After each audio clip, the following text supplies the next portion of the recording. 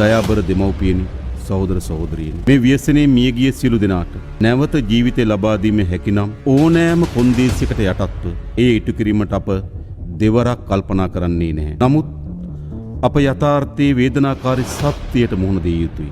අහිමි වූවන් පිළිබඳ වේදනාව සදාකාලිකම අප අතර පවතිනවා. මියගිය සියලු දෙනා අපට අංකයක් නොවේ.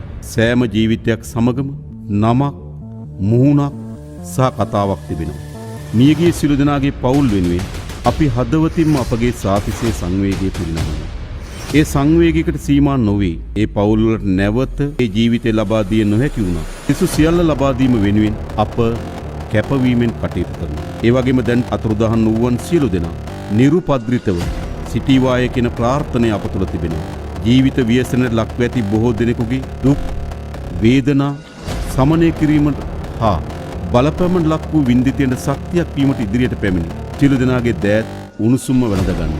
ස්වභාවික විපත් සහ ආපදා ඇතිවීම ඒ පාලනය කිරීමට නොහැකි වූ විට ඇතිවන විපත් සහ අදිසි ආපදා නිසියාරු කළමනාකරණය කිරීම නැවත යථා තත්ත්වයට හෝ පෙරට වඩා දියුණු තත්ත්වයකට ගොඩනැගීම යන ත්‍රිවිධ ක්‍රියාවලිය වගකීම ආණ්ඩුව සතු වෙනවා.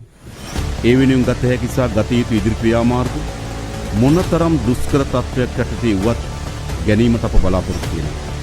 මේ ව්‍යසනයන්ට මුහුණ දීමේදී පහසුකම් සහ මෙවලම් සීමාව ඇති රටක අප සතු ඇති අයෝමීය මානව සම්පත සියල්ලන්ට වඩා වටිනා බව නැවත නැවතත් පසක් කොට තිබෙනවා.